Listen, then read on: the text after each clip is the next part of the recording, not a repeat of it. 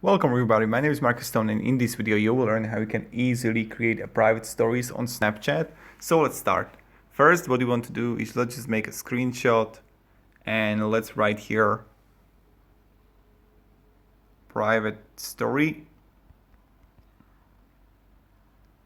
Okay, so and when I have it, I'm going to click on send to, and you will have options here. First, I can just send it like normal, or I can click here on private story. When I click on a private story, you will see here your friends, but I don't have any. And then you just select those friends.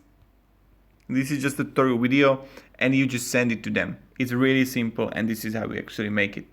So I think you will get it and you know how to do it. Thank you very much everybody for watching.